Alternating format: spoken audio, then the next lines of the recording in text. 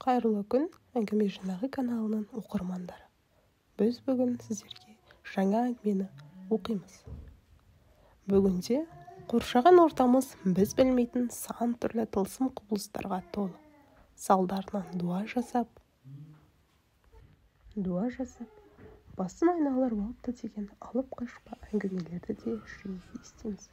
Сондағы мақсат бизнес тасын өрге домалату немесе біреудің жолын байлау.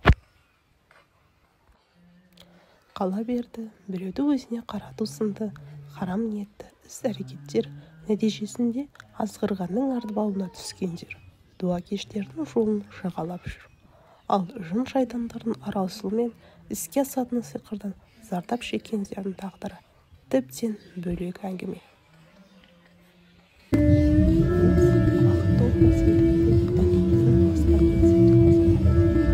Қара шаңырақтың түтін, түзу тіректі, шекесі тұрыста екі қолдың қасиеті. Жұғылыс шалқымай жүретін туған туыстан, дос жаран, қызғанып қара. Ел аузында махаббатымыз шексіз дастан секілді.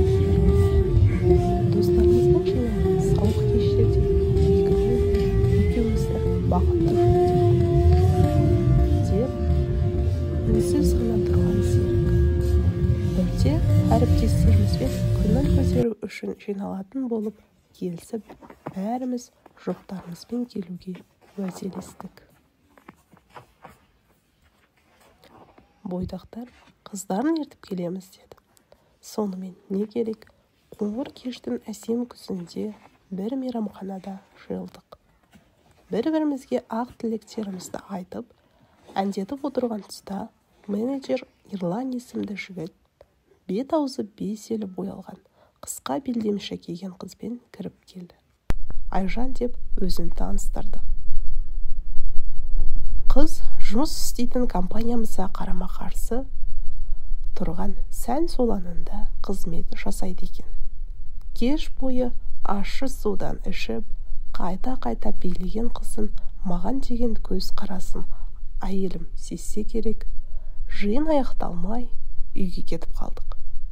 Бәрі де сол күннен басталды деп әңгімесін жалғастырды. Жұмыс күні басталып, кеңсемде отыр едім. Хатшы қыз қонақ келіп тұрғанын ескертті. Ойымда ештеңе жоқ. Кім екенін сұрамастан кірсім дедім. Есіктен Айжан кіріп келді. Неге келгенін түсінбестен, «Я, қандай жұмыстармен жүрсіз?» дедім. Ол, «Жай сізді көргім келді» деді. Жауабына ыңғайсызданып қалғанымды байқаған болу керек. Бір кезде күлімсіреп, «Жұмыс іздеп жүрмін, жоғары білімім бар» деп қыса қайырды. Қыздың көңілін қалдырмайын деп қарастырып көреміз дедім де шығарып салдым. Сол сәттен бастап ұялы телефоныма тыным болмады. Күнде хабарласып, жұмыс туралы сұрай берді. Сөйтіп жүріп, жұмысқа да орналасты. Ол қыздың қандай екенін біле тұра, жұмысқа қабылдағаныма әйелім менімен сөйлеспей ренжіп те жүрді. Сол кезде жасаған жақсылығым өзекті өртейтін өкінішке айналатынын сезсем ғой, шіркін деп күрсінді. Кейін ол қыз менің басымды айналдыра бастады. Отбасымның берекесі қашты. Күнде әйелімен ұрсысып, үйден кетіп қалуды шығардым. Сөйтіп жүріп, Айжанды көрмесем тұра алмайтын жағдайға жеттім. Тіпті ғашық болып, оның айтқандарын бәрін істедім. Ақшамды да аямадым. Достарымның барлығы шаңырағыңды шайқалтып не істеп жүрсің? Ол қыздан не таптың деп ақылды айтты. Бірақ менің көзім ешкімді көргісі де, құлағымның ешкімді естігісі де келмеді.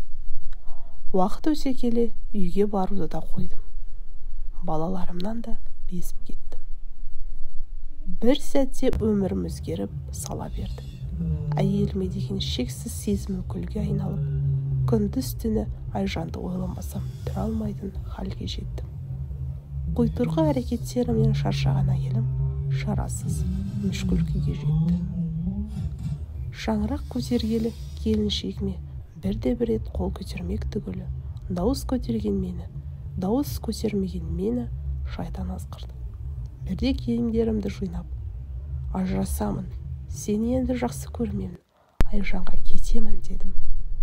Өксікпен жылаған жан жарым менің аяғыма жармасқан ұлдарыма қол көтердім. Қар шаңырағының ортасын өз қолыммен қақ айырдым.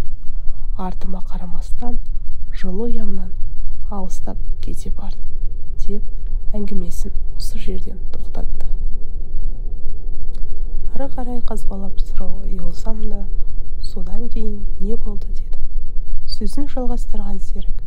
Арада бір ай өткен соң достарымнан келіншегімнің күн санап солып бара жатқандығын естідім. Ауылдан мені іздеп келген адам, балаларыңа, әйеліңе барсаңшы, бұл қай тірлігін, өміріңді өксеттің-ау қарағым, дәуакешке байланып қор болдың ау құлыншағым, қартайғанда қасірет көрсететіндей не істедім саған Аллам деп өксікпен жылады. Бірақ менің санамның бәрі қара дүние, жүректе мейірім сәулесінің ұшқыны да жоқ еді. Бір күні кеңседе отырған едім. Телефон шырылдап тұтқаны көтердім. Анамның жылаған даусы үзіліп, әрең шықты. Айырып қалдық, Жазира бізді тастап кетті деді де тұтқаны қоя салды. Сол сәтте жүрегім сыздап қала берді. Аяғым дірілдеп, өзімді ұстай алмай, үйге қарай ұштым. Ақматада оралып Жазира жатыр. Өз көзіме өзім сенбей, оны құшағыма қыстым. Жоқ, мүмкін емес. Жазира мені тастап кете алмайды. Жоқ, дей бердім. Осылайша жан дүниесі жадыраған әйел, мейірімді ана, аяулы жарымнан айырылдым. Айналасына үнемі мейір шапағатын төгіп, жанында жүргендегі мейіріммен сүйсіне қарап, әрқашанда мұң қайғыға төзіп, сабыр сақтайтын жан жарымнан айырылдым. Құшағыма тығылған қос құлынымның көз жасын көріп, өткеніме өкіндім деп көзіне жас алды. Арада біраз уақыт өткен соң анамның айтуымен емшіге қаралдым. Емші дуаланғанымды, дуаның түскіші соншалықты екенін, берік екенін айтты. Сонымен күнде емдеген ол дуаның күшін қайтарды. Сол сәттен қара сиқырдан тазарған бойыма қан жүгіріп, қара дүниеге айналған өміріме жарық сәуле түскенін байқадым. Жан жарым Жазира мен қос құлыныма деген махаббаттың құдіреті сезімнің арқасында өмірге қайта келдім. Емші алғашында дуа жасаған адамның өзіне қара күштің кесірі тиетінін ескерткен еді. Жақында Ерланнан Айжанның көлік апатына түсіп, мүгедек болып қалғанын естідім. Шындығында өмір деген өз дегенін жасайтынына тағы да көзім жетті. Бүгінде 2 балам үлкен азамат. Жоғары оқу орындарына түсіп, өз жолдарын тапты.